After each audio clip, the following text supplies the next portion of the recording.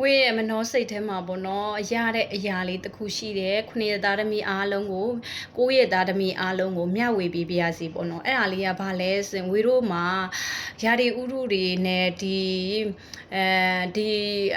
ရေကြီးတာတို့မီးလောင်တာတို့လေဒဏ်တို့တည်ရမလားမြေဒဏ်တို့ခံစားရတယ်ပေါ့နော်အဲ့ဒါလေးကဝေးပြောတယ်ဓာတ်ကြီး၄ပါးပဲပေါ့နော်ဓာတ်ကြီး၄ပါးတဲ့ကလေးပါးထဲမှာပါတယ်ပေါ့နော်ရေပါတယ်မီးပါတယ်မြေပါတယ်ရေလေပါတယ်ပေါ့နော်၄မျိုးပေါ့နော်အဲ့၄မျိုးနဲ့ဝေတို့ကအတက်ကိုမဆုံးရှုံးချင်ဘူးဆိုလို့ရှိရင်ဒါဝေးရဲ့မနှောစိတ်ကနော်သူများအရာတွေနဲ့ပြောတာမဟုတ်ဘူးနော်ဝေးရဲ့ဒီမနှောစိတ်ကပေါ်လာတဲ့အရာလေးကိုဒါကိုယ့်ရဲ့သားသမီးတွေကိုမျှဝေပေးတာပါဝေးရှေ့ချောက်ဒီကိုယ့်ရဲ့သားသမီးတွေဝေးကိုကြီးတဲ့လူတွေကိုဝေးစိတ်ချမ်းသာအောင်စိတ်ကလေးတွေဘလို့ထားတတ်အောင်ဆိုပြီးမှဝေးရဲ့မနှောစိတ်မှာပေါ်လာတဲ့အရာလေးတွေကိုဝေပြောပြပေးသွားပါမယ်ဒီအပြင်ကလောကမှာတည်တဲ့ဟာလေးတွေကိုလည်းဝေပြောပြပေးမယ်ပေါ့နော်ဒါဆရာဓမ္မကြီးတွေဆိုရင်လည်းကြော်သွားပါလို့ဝေကတာမန်လူပဲပေါ့နော်တာမန်လူတယောက်ပါပဲအဲ့အတွက်ကြောင့်မို့လို့ဒါမတည်သေးတဲ့လူအတွက်ဝေကတခုခုပဲမျှဝေပေးပြ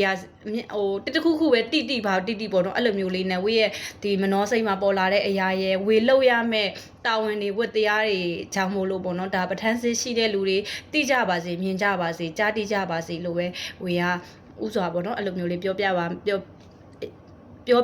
နော်အဲ့လိုမျိုးလေးအဲ့မဲ့ဘာလဲဆိုတော့ဓာတ်ကြီး၄ပါးနဲ့ကိုကမတိတ်ဆုံးချင်ဘူးနောက်တစ်ချိန်မှာရေကြီးပြီးတော့မတေးချင်ဘူးမီးလောင်ပြီးတော့မတေးချင်ဘူးဒီမြေရဲ့ပတ်သက်မှုမြေပြိုမှုတွေမြေကြီးတဲ့ကိုရောက်သွားတဲ့အရာတွေပေါ့နော်ဒါပြီးရေကြီးမှုတွေနဲ့ဟာတွေပြီးလေတဲ့တိုက်တဲ့ဟာတွေအဲ့တဲ့အရာတွေနဲ့